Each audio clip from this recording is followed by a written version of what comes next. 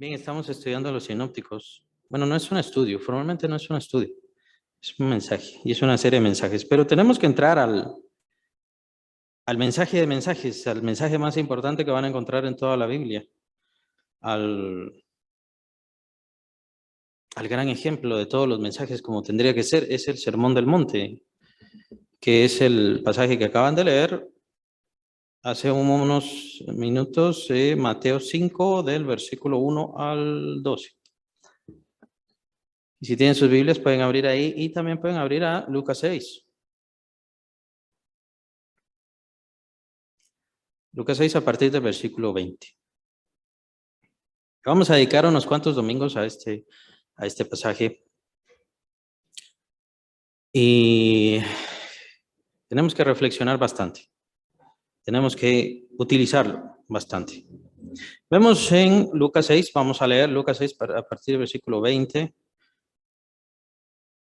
Dice, y alzando los ojos, vamos a leer solo unos versículos, alzando los ojos, este es Jesús, hacia sus discípulos, decía, bienaventurados los pobres, porque vuestro es el reino de Dios.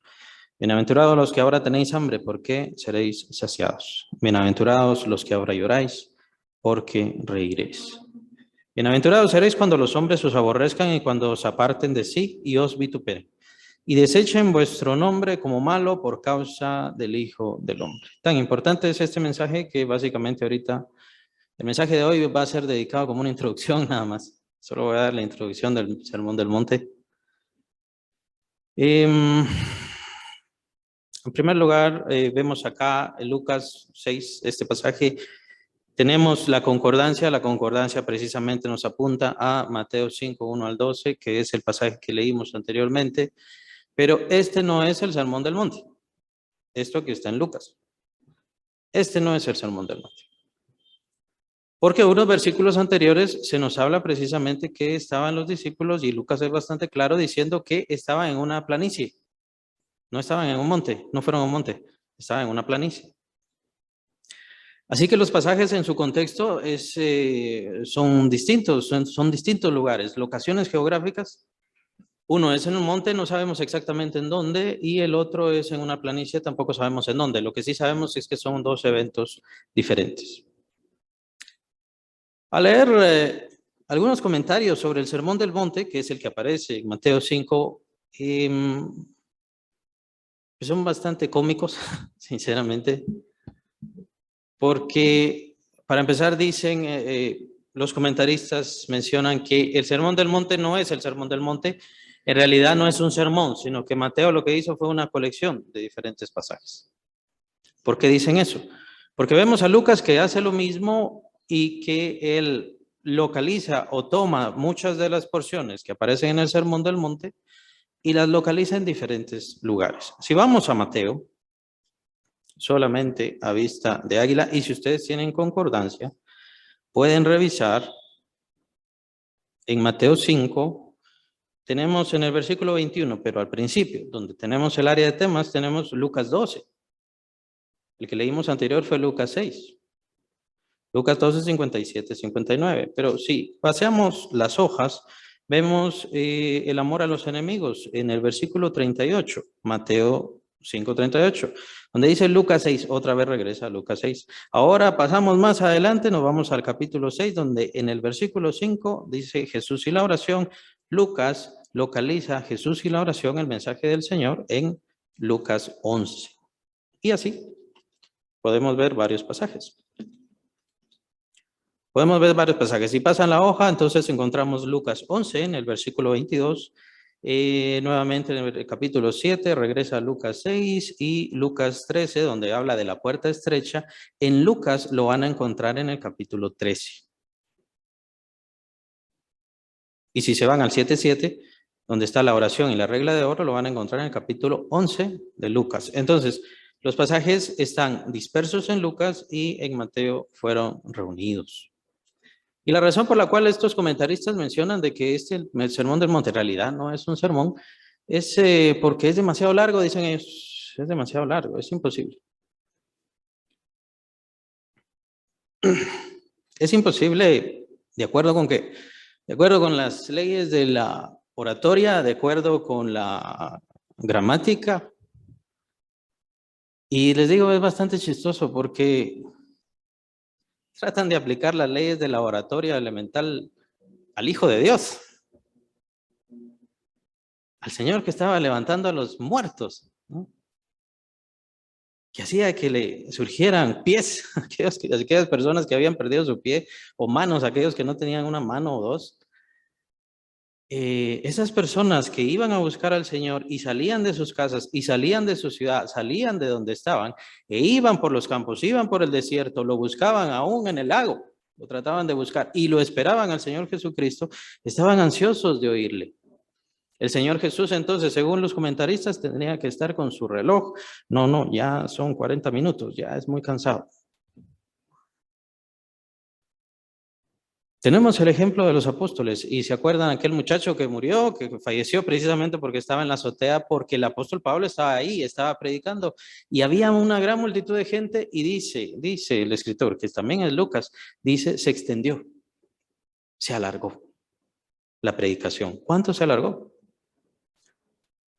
Esas eran predicaciones de 3 horas, predicaciones de 4 horas, que ya no existen esos predicadores y ya no existen esos creyentes que vayan a soportar esas predicaciones. Los creyentes de hoy ya empiezan a ver su reloj para que uno se dé cuenta, ¿no?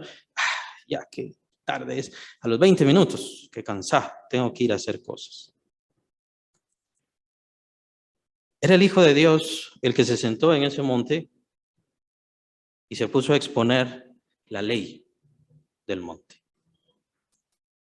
Ahora, ¿por qué aparece y por qué señalé que era en una planicie la situación geográfica, la que menciona Lucas y lo que menciona Mateo? Pues obviamente es muy famoso el Sermón del Monte. ¿Por qué menciona eso? Pues tenemos varias conclusiones acá. En primer lugar, el mensaje del Señor Jesucristo fue absolutamente consistente, desde el principio hasta el final. Perfectamente consistente. Lo que él dijo al principio de su ministerio es lo mismo que dijo al final de su ministerio. Él no trajo nuevas revelaciones. Cada año que pasaba traía otras diferentes revelaciones. Es cierto que trajo la gracia, pero cuando trajo la gracia la trajo completa, la trajo total. Toda la revelación de la luz y la gloria de Dios. ¿Cuál es muy importante? Muy importante, especialmente para los creyentes de hoy que andan esperando una nueva revelación. Una fresca unción, también le llaman así. Un rema diferente. Y ese tipo de cosas. Hay que tener cuidado. Hay que tener cuidado. El mensaje del Evangelio es consistente, perfectamente consistente. Lo que pasa es que nosotros no lo seguimos. Ese es el problema. Nosotros pensamos, no lo tomen a mal, pero pensamos que estar en una reunión de iglesia ya estuvo, estamos siguiendo al Señor. Y no es así. Tenemos que seguir al Señor cada día de nuestra vida, cada instante de nuestra vida. En cada segundo, en cada momento. Él tiene que estar presente en nuestra vida y es precisamente de lo que nos habla el Sermón del Monte. Así que el mensaje que el Señor habló en el Sermón del Monte es el mismo mensaje que habló en aquella planicie, la cual menciona Lucas, y es el mismo mensaje que fue dividiendo y fue predicando de diferentes formas. Todo lo que dijo el Señor Jesucristo a través de sus parábolas, a través de sus enseñanzas, a través de esos mensajes tan profundos y tan íntimos que vemos en el Evangelio de Juan, todo lo tenemos que encasillar y meter y guardar porque va a estar de acuerdo al Sermón del Monte. Todo está de acuerdo al Sermón del Monte. Muchos de los escritos ya apostólicos y no apostólicos, obviamente me refiero a Santiago y Judas, por ejemplo, que fueron de hermanos del Señor Jesucristo, tienen que estar de acuerdo al Sermón del Monte. Y por cierto, en eso Santiago casi que fue el campeón. Santiago tiene muchas referencias del Sermón del Monte, porque el mensaje del Evangelio es lo que está en el Sermón del Monte y es otra de las conclusiones. Queremos entender el Evangelio. Queremos ver el resumen del Evangelio, de qué se trata el Evangelio, tenemos que conocer el Sermón del Monte. Es así de importante. Es así de importante.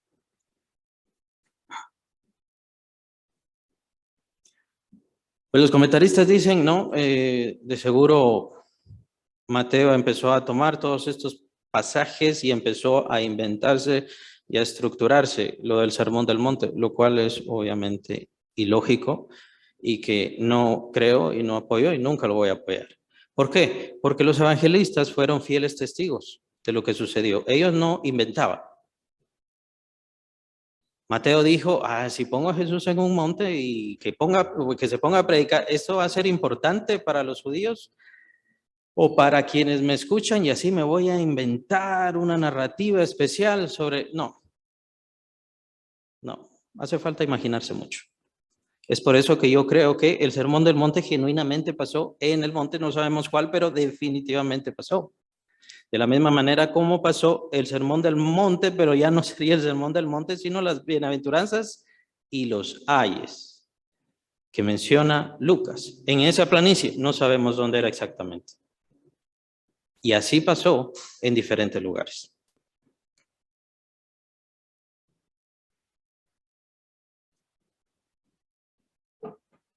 Ahora, ¿por qué? Por así decirlo. Entonces los evangelistas tomaron diferentes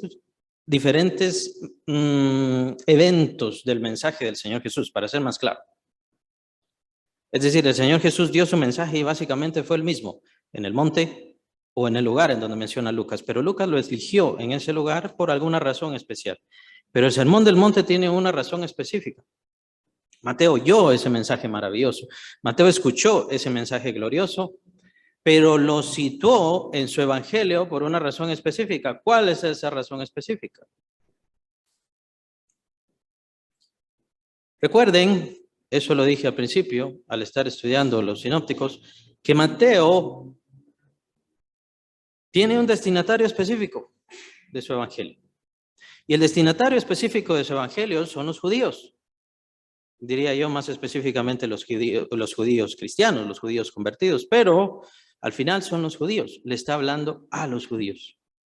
Y es por eso precisamente que él tomó el Sermón del Monte y dijo, yo quiero para mis escuchas, para las personas a las que les estoy hablando, yo quiero tomar este sermón, porque ellos van a entender algo más profundo. ¿Y qué es lo que van a entender ellos?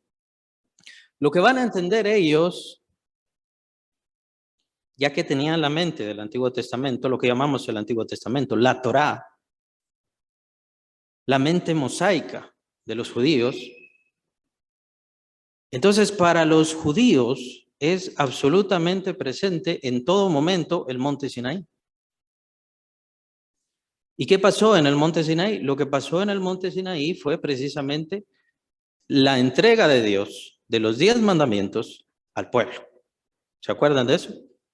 No solamente fueron las tablas de la ley, no solamente fueron las tablas de piedra que fueron quebradas precisamente por la idolatría de los judíos, sino que también el Señor escribió esas tablas, pero sobre todas las cosas, el pronunciamiento, la manifestación gloriosa de Dios en ese monte.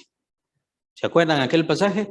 Es Moisés quien les dice a los judíos, a los israelitas, les dice, perdonen, judíos, ahí no, ahí están más, están los de Manasés, los de Efraín, etcétera, están todos, están los israelitas, y les dice, conságrense, prepárense en estos 3 días, prepárense, esperen al Señor, incluso les dice, no toquen mujer, estén alejados, estén conservados, hagan ayuno, el Señor se va a manifestar en estos 3 días.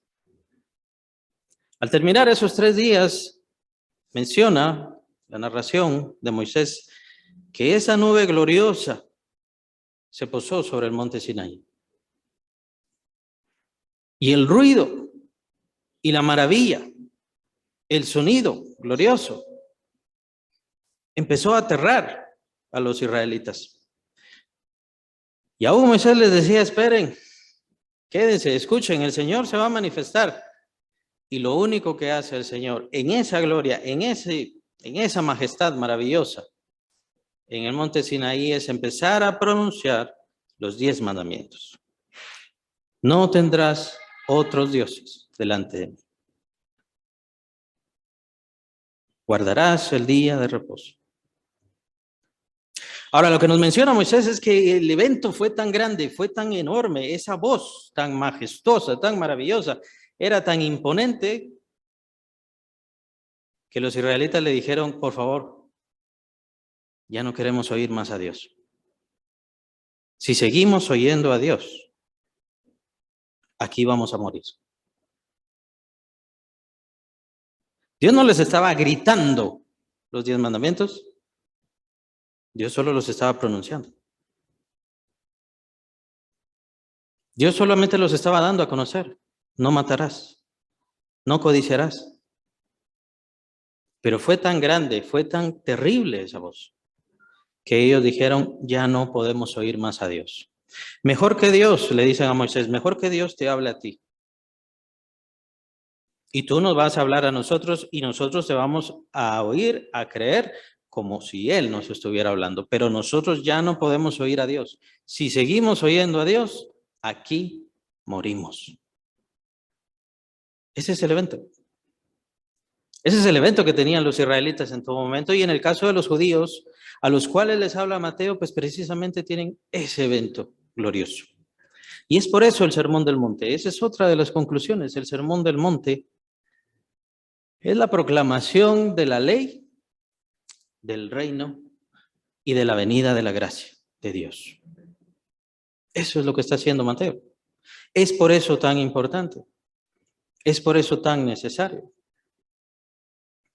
Mateo entonces les está hablando a estas mentes de judíos que si se recuerdan del Sinaí, esa voz gloriosa, ese trueno terrible, todas esas cosas, para recordarles, si transgreden la ley de Dios, ese que está pronunciando les matará.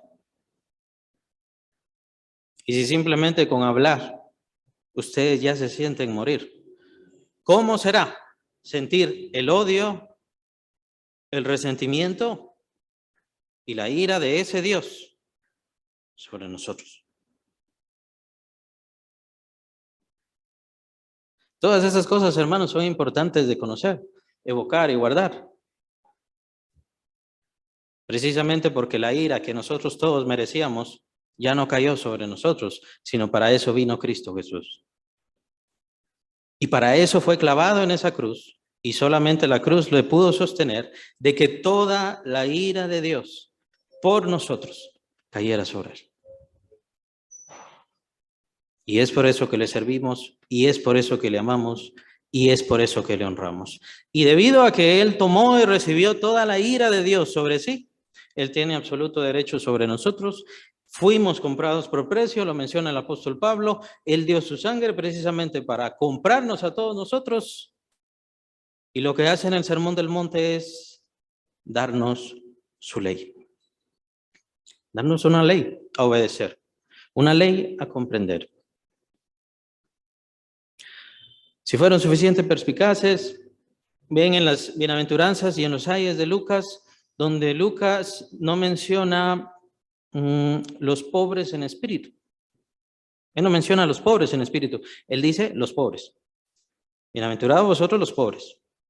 Versículo 21, bienaventurados ahora los que tenéis hambre. ¿Se acuerdan?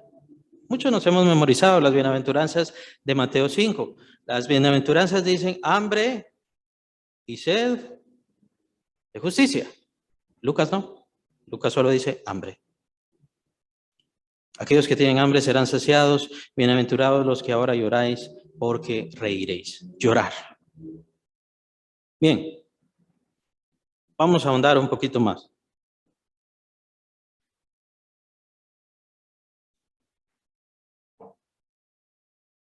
Es pasajes como esto por los cuales los comunistas empezaron a decir que el Señor Jesús era comunista y que amaba a los pobres. Claro, tienen que tomar cualquier solvencia de cualquier lado, porque no queda de otra. Yo no sé si han visto, si han leído este pasaje de Lucas, pero en Lucas nos hace un complemento, que lo dijo el Señor Jesucristo. Están los ayes. Los ayes es como una especie de maldición. Es como decir, pobrecitos, o les va a ir mal. Les va a ir mal. Precisamente después de las bienaventuranzas vienen los ayes. Eso es en el versículo 24. Regresamos a Lucas 6. Lucas 6, 24. Después de decir sus bienaventuranzas, el Señor empieza a pronunciar los ayes. Mas hay de vosotros ricos, porque ya tenéis vuestro consuelo. Cualquiera que lee esas palabras, pues dice, bueno, el Señor odia a los ricos, ¿no? Y los comunistas son así. Los comunistas son de esa manera. Dios odia a los ricos. El Señor odia a los ricos. Hay de vosotros ricos, porque ya tenéis vuestro consuelo. Hay de vosotros los que ahora estáis saciados, porque tendréis hambre. Bueno, entonces, ¿es malo estar saciado? Para estar bien con el Señor, entonces tengo que pasar hambre.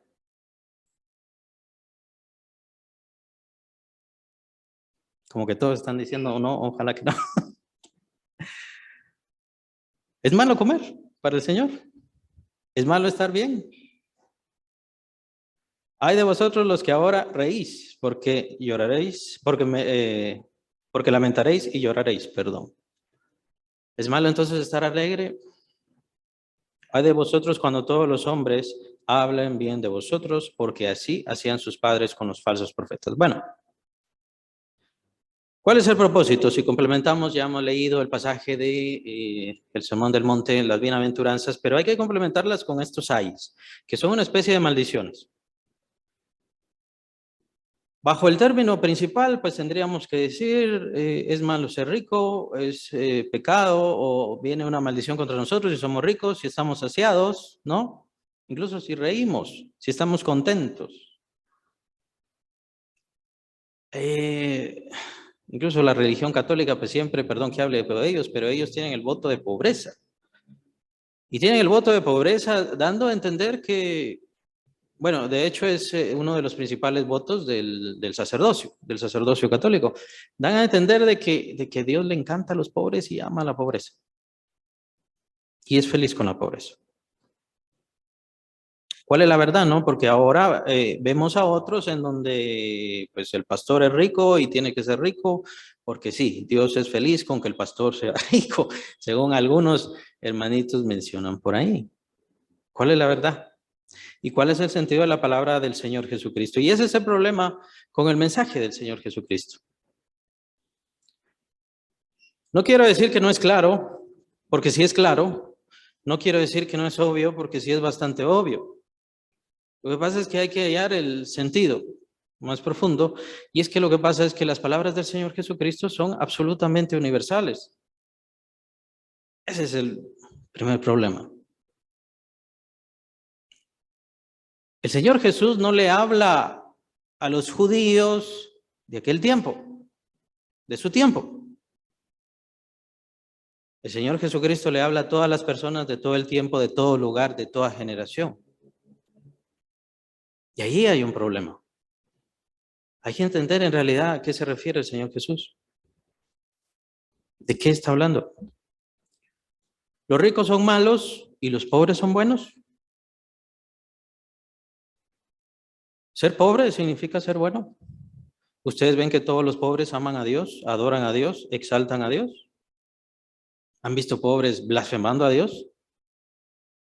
¿Odiando a Dios? ¿Haciendo daño a su familia?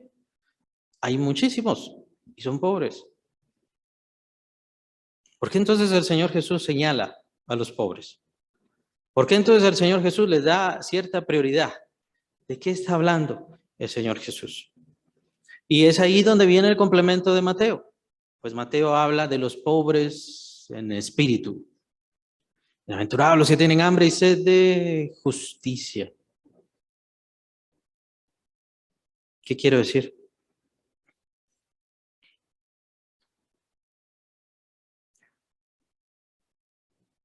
El mensaje del Evangelio fue tan positivo y fue tan contundente y fue tan valioso que pasados varios años, varias décadas, más o menos en el tiempo de Constantino, o sea, estamos hablando unos 200 años después, casi todo el imperio romano ya estaba convertido al Evangelio.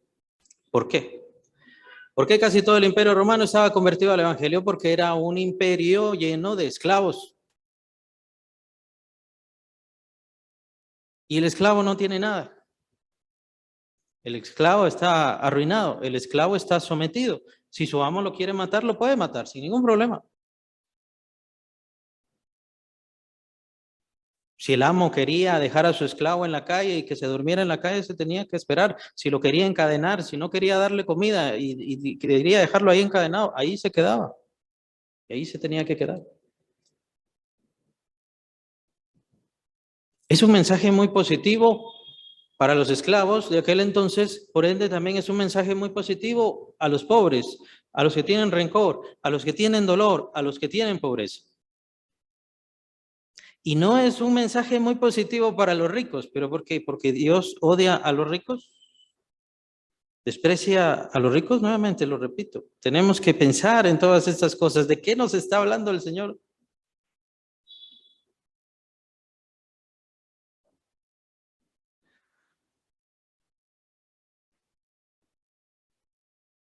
Ahora, el mensaje del Evangelio es para pobres o a los que es un mensaje para los que están en la miseria, absoluta miseria. ¿No?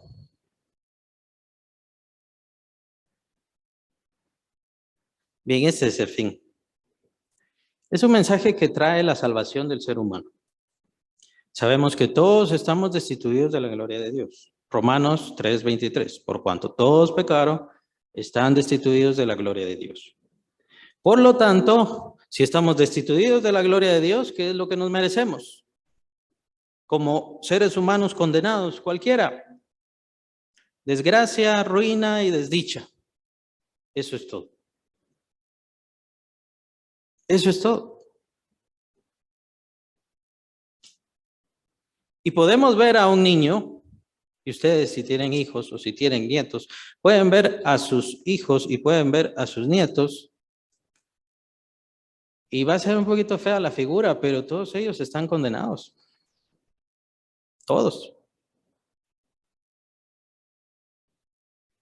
Y ese niño o esa niña o esos niños que ustedes están viendo, si no conocen al Señor Jesucristo, cuando llegue el momento de su conocimiento y de su discernimiento, ellos se van a ir al infierno recibiendo todo el odio de Dios sobre sí mismos, toda la ira de Dios. Ahora, esa es la verdad. Es la verdad del Evangelio. Y a veces no nos ponemos a pensar en esa verdad o a veces no nos gusta esa verdad. Porque miramos a los niños y decimos, qué bonitos, qué alegres, cómo me gustan, cómo me agradan. Sí, pero es enemigo de Dios.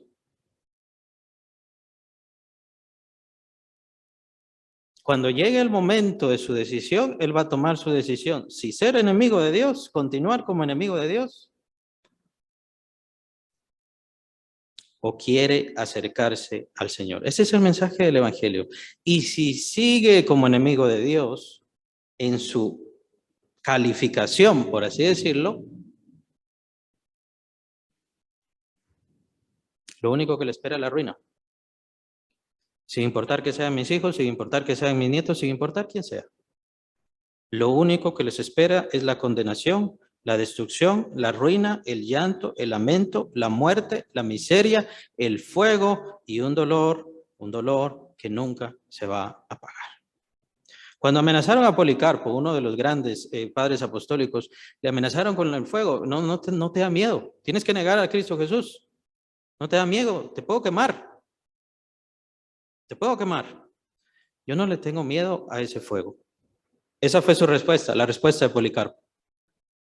Yo no le tengo ese miedo a ese fuego. Ese fuego arde por un poco de tiempo. Esa es la verdad. Yo le tengo miedo a ese fuego que arde para siempre, por toda la eternidad, pero del cual Cristo Jesús me ha librado. Esa es la verdad. Y eso es lo que hace el Señor Jesucristo también con sus mensajes, por cierto. Es otra característica fundamental. El Señor Jesucristo nos abre los ojos, nos abre el entendimiento, nos hace comprender, nos hace entender. todos los seres humanos nacemos y crecemos en la miseria. Y puede ser que usted llegue a ser una persona muy acaudalada, puede ser que usted llegue a tener muchas casas, puede ser que usted llegue a tener muchos vehículos, muchos criados, muchas personas, muchos trabajadores, puede ser que usted llegue a hacer todo eso, pero al final de todas formas vendrá la ruina. Y esa es la sentencia del Señor. Lo único que va a sacar de este mundo es ruina. Lo único que va a encontrar en esta tierra es maldad. Lo único que va a tener en este mundo es dolor.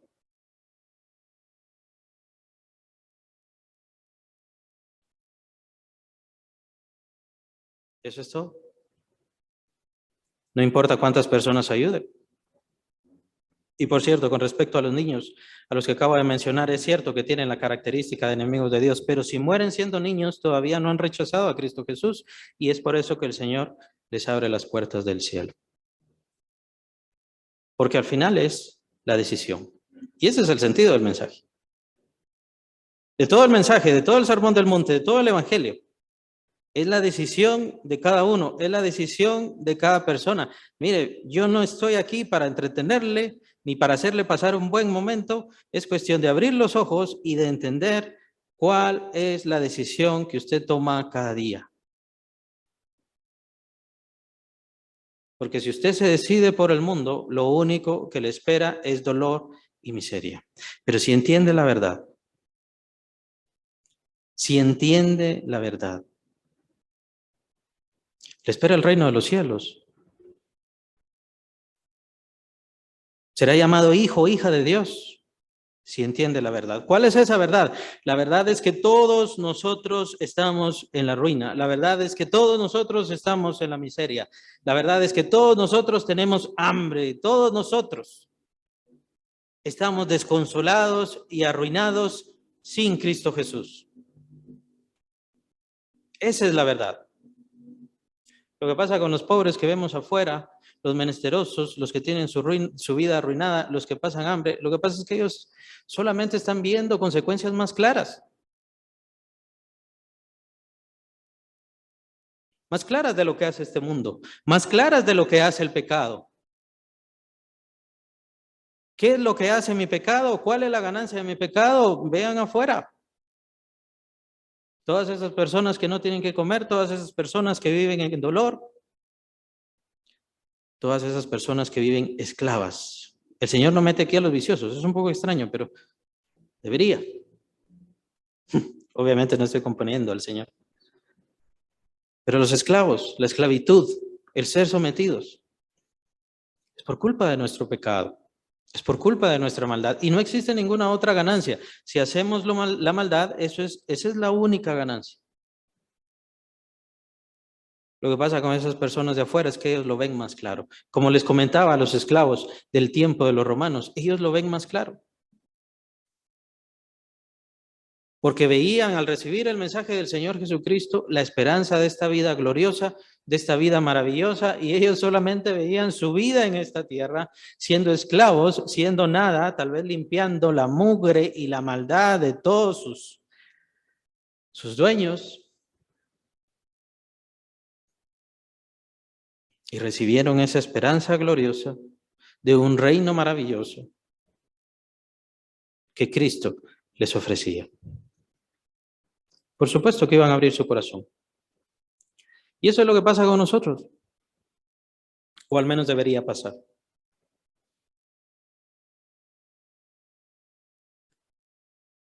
Hermanos, entonces,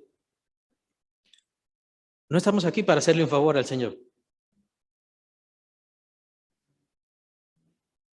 Él nos hizo el favor a nosotros. Sin Él, solo nos espera la miseria, solo nos espera el dolor y solo nos espera la ruina. Eso es todo. Pero Él vino, dejó su trono, dejó su gloria, dejó su majestad y, por cierto, se hizo pobre, tal como menciona la Escritura, se hizo pobre. Pero eso no quiere decir que odie a los ricos y que ama a los pobres porque son pobres. Él se duele del dolor, se duele de la miseria. Se dolió de todas las consecuencias que vinieron por causa del pecado. Y sí, todo eso es por causa del pecado. A usted le va mal, es por causa del pecado. Se divorció, se rompió su matrimonio, es por causa del pecado. Su cuerpo está mal, su cuerpo está dañado, es por causa del pecado. Siempre es lo mismo. Siempre es lo mismo. Y seguimos viviendo consecuencias. Y seguimos viviendo esas consecuencias precisamente para que entendamos el dolor de todas aquellas personas afuera.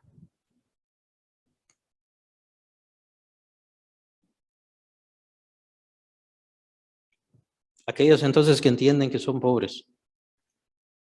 Eso es lo que quiere decir. Aquellos que entienden que no tienen nada. Vamos a ser lo más claro posible. Aquellos que entienden que están absolutamente arruinados. Esos son los que tienen la posibilidad. Esos son los que tienen simplemente con creer, simplemente con confiar en Cristo Jesús. Tienen la ganancia y tienen la dicha y tienen la entrada al reino de Dios. Les espera el reino de Dios.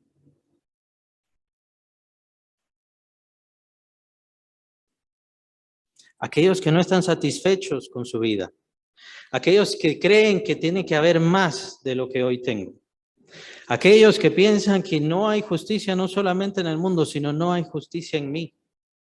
Soy injusto, soy malo ante Dios, soy necio, soy terco. Esos son los que recibirán la justicia. Esos son los que reciben y entienden la justicia que el Hijo de Dios trajo sobre nosotros. Es un mensaje maravilloso, porque le habla a cada uno. Señor, yo no puedo dejar de hacer esta maldad. Señor, yo no puedo dejar este vicio. Y el Señor dice, en mí sí puedes. Si me sigues, puedes.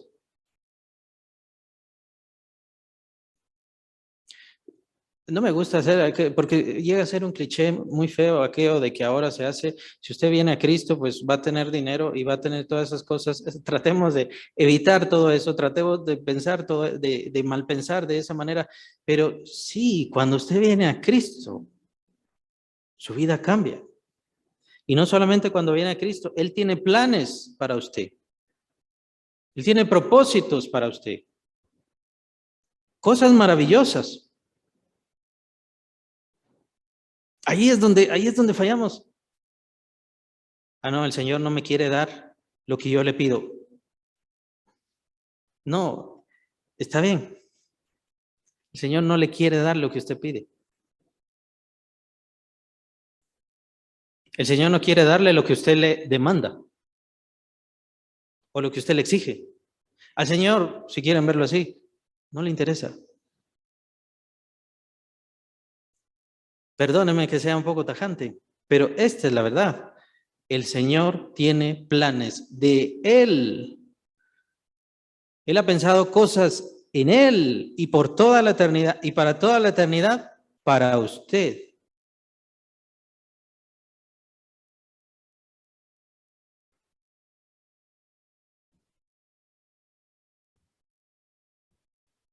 Solo póngase a comparar qué tan grandes son mis planes y los planes de Dios. Qué tan grande es mi propósito y el propósito de Dios.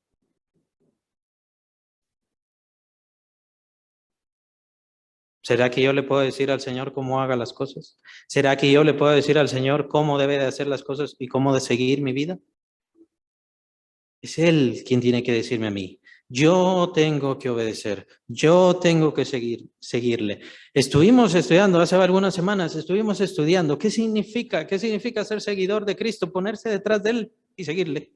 Eso es.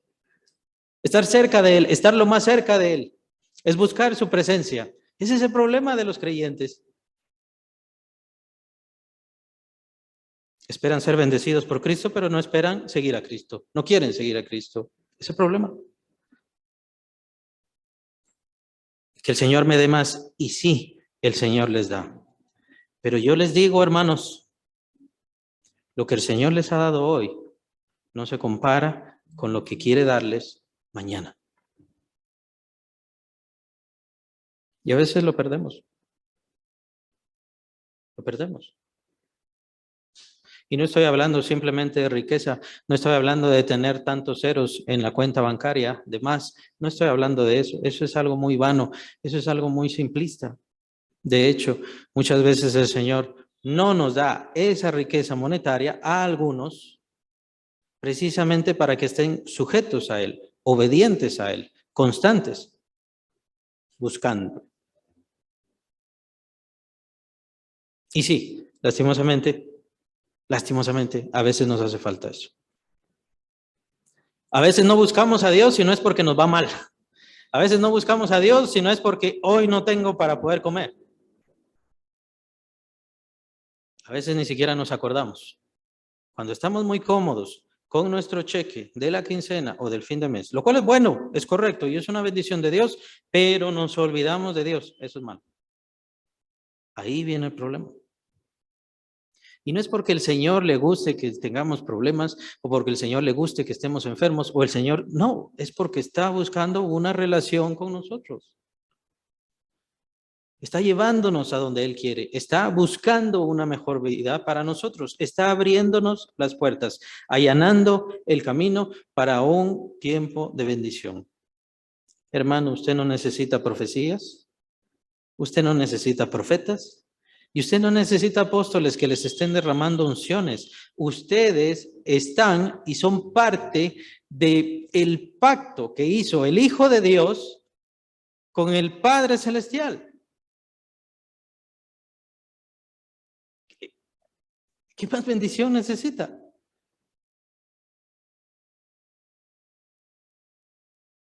¿Y por qué no pasa? Dirá, porque no le busca, o porque no le oye, o porque no le entiende, o porque no quiere cambiar.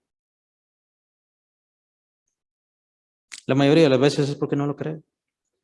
Nos miramos en el espejo y no nos vemos esa persona que Dios nos ve a nosotros. Sin Dios somos pobres, sin Dios somos miserables, sin Dios, sin Cristo Jesús, estamos acabados, hambrientos, arruinados totalmente, sí, pero con Cristo Jesús, ¿qué es lo que somos? ¿Qué es lo que somos? Saben, el mensaje de los apóstoles es maravilloso porque los apóstoles tratan de decirle a los creyentes, dejen de pensar tanto en las cosas del mundo. Y el principal de esos es el apóstol Juan. El apóstol Juan les dice, miren, el mundo pasa y sus deseos. Todo lo que ahora vemos y todo lo que ahora, con lo que ahora convivimos se va a acabar, todo eso se va a acabar. Solamente el que hace la voluntad de Dios permanece para siempre. Solamente el que hace la voluntad de Dios permanece para siempre. ¿Y cómo voy a permanecer? ¿En qué forma voy a permanecer? Pues el mismo apóstol Juan dice, hermanos, yo no se los puedo decir, no les puedo decir cómo vamos a hacer, pero les voy a hacer una comparación. Yo estoy parafraseando al apóstol, obviamente, pero les voy a hacer una comparación, capítulo 3 de 1 Juan. Dice el apóstol, hijitos, ahora somos hijos de Dios. Ahora. Ahora somos hijos de Dios, ya somos hijos de Dios. Dios nos ama tanto como a sus hijos. Dios nos quiere cerca de Él.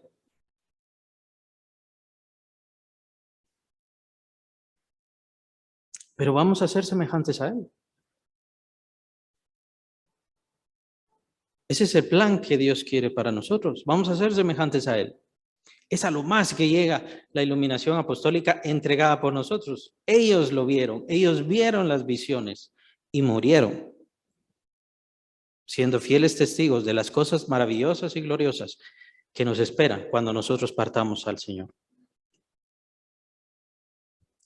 ¿Por qué vamos a ser semejantes a Él?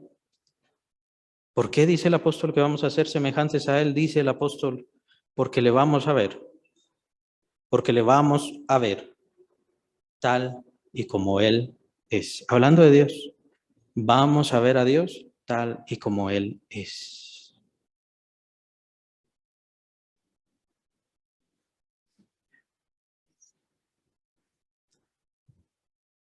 Y ustedes dirán, bueno, sí, el Señor me tomó y yo no servía mucho, no conocía mucho, no entendía mucho. El mundo me ha despreciado, las personas me han despreciado, he perdido incluso el amor, lo que sea.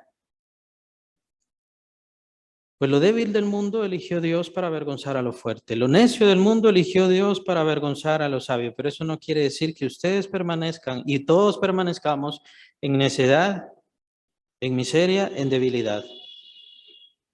Dios quiere mostrar su gloria en nuestras vidas. Ese es su plan. Cuán abundante es la gloria del amor de Dios. Cuán maravilloso es el amor de Dios, que nos tomó a nosotros de este mundo, de esta ruina, de esta miseria, y nos va a llevar a su presencia y nos va a hacer semejantes a Él para poderle ver tal y como Él es. Para tener una relación, así como nos vemos y nos hablamos entre nosotros, con Él. Un maravilloso plan. ¿Pero lo creen? Y no quiere decir que no lo crean, no estoy dudando que no lo crean. Lo que pasa es que creo que no lo ven en ustedes. Nos vemos y solamente vemos nuestra maldad, nuestra carne mortal, lo poco que tenemos aquí. De hecho, de tal forma dice, escribe el apóstol Pablo, tenemos este tesoro en vasos de barro. El vaso de barro somos nosotros, nuestro cuerpo. Y el tesoro es la fe que nosotros hemos recibido. Porque es gracias a esa fe que Dios va a manifestar toda su gloria sobre nosotros. ¿Y de qué se trata la vida del creyente? Lo mismo que va a pasar en la eternidad tiene que pasar acá, solo que a modo de señal. Dios mostrando su gloria, Dios mostrando su misericordia, Dios mostrando su piedad sobre cada uno de nosotros día a día. Nosotros le fallamos. Nosotros no salimos de eso. Nosotros no dejamos de pensar, nosotros ni siquiera dejamos de pensar en ese Dios castigador, como pasó en el monte Sinaí. Por eso Mateo les está evocando precisamente ese pasaje. Si ustedes me obedecen, si ustedes no ponen dioses ajenos delante de mí, todo va a estar bien. No maten, no codicien, no sean avaros, todo va a estar bien y vamos a estar bien. Pero si ustedes fallan, entonces les va a ir mal. Mateo les está evocando esto. Y les está diciendo ahora la relación con Dios ha cambiado. Dios ha entendido genuinamente lo que somos y nos muestra genuinamente lo que somos sin Él. Y Él ha traído el reino de Dios para que nosotros tengamos dicha, esperanza y consuelo.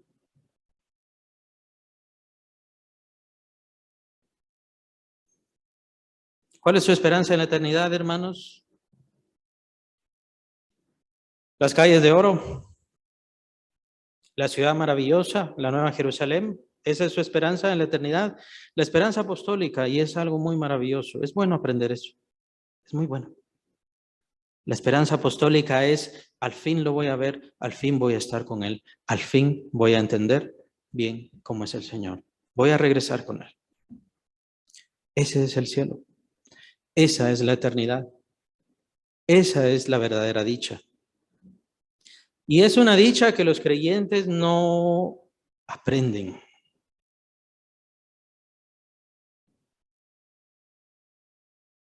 ¿Por qué no aprenden los creyentes eso? Porque les duele. Les duele estar en la iglesia una vez a la semana. Porque no les gusta leer la palabra de Dios. Porque no les gusta adorar a Dios. Porque no les gusta orar. Y no aprenden que la dicha eterna, absoluta, es tener una relación íntima y perfecta con Dios. Y que esa relación solo se irá haciendo más y más y más maravillosa.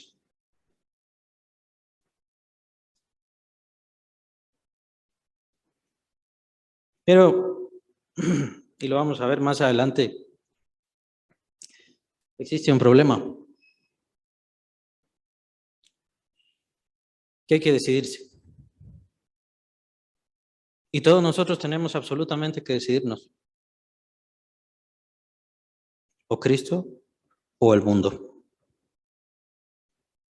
Conforme se los he ilustrado, entiendo yo, o al menos entendería yo, esperaría yo, que sea más que obvia la elección, ¿no?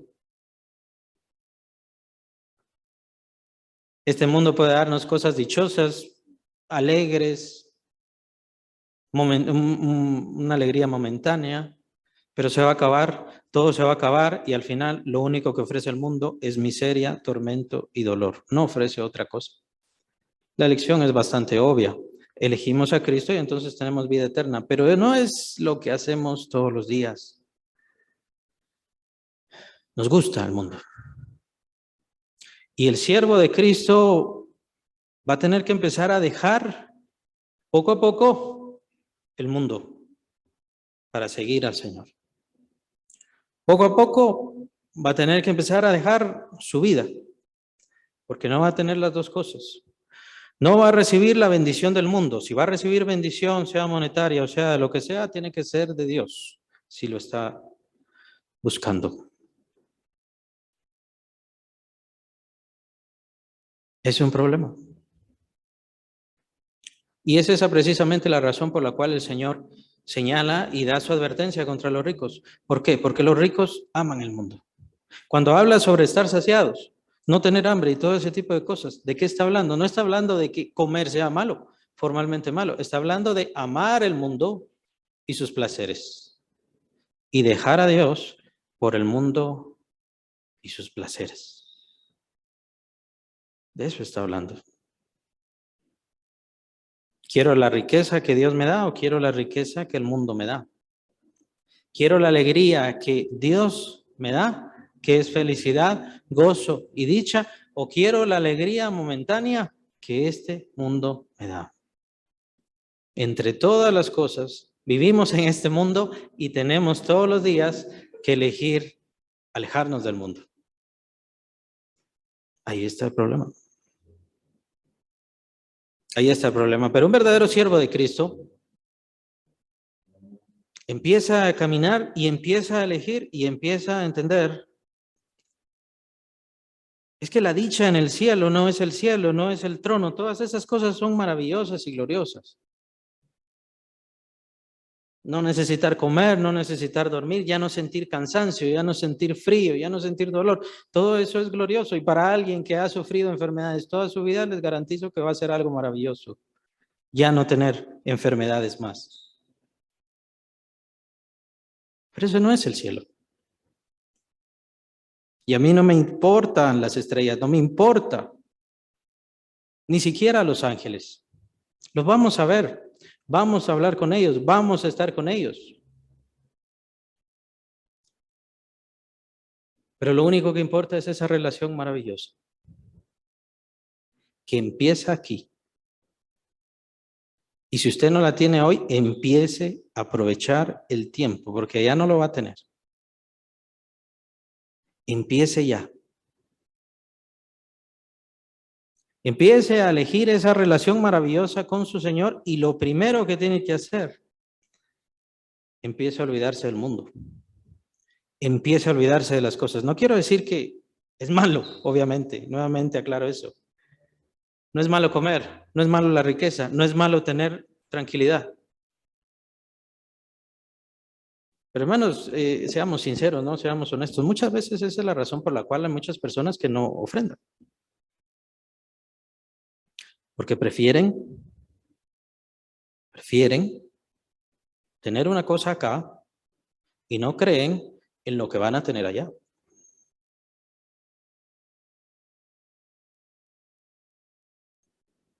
Siendo absolutamente honestos. Y ahí es donde fallamos. Y fallamos en nuestra relación con el Señor. Fallamos en nuestra búsqueda del Señor. Fallamos en nuestra esperanza y en nuestro consuelo. Cuando viene el momento difícil, entonces empezamos a buscar, Señor, ¿y en dónde estás? ¿Y en dónde estás? Sí, pero si nunca le busqué, de verdad. Nunca quise tener una relación genuina con Él. Y va a llegar el momento, sí, va a llegar el momento para todo discípulo de Cristo en donde tiene que elegir: o dejo esto, o dejo el mundo, o dejo a Cristo. ¿Me alejo del mundo o me alejo de Cristo?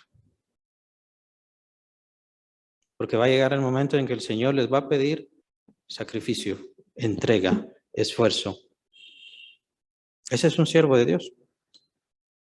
Y ese es el que camina de acuerdo con los preceptos del Sermón del Monte. Si se dieron cuenta, apenas fue una introducción. Tenemos que seguir adelante. Por el momento, hermanos, tomen en cuenta todo lo que han escuchado. Y decídanse por Cristo. Y sí vale la pena. ¿Vale la pena dejar las cosas de este mundo por Cristo Jesús? Sí vale la pena. Pero yo no sé si vale la pena para usted. Yo no sé. Es usted quien sabe. Solo usted. Que el Señor les bendiga.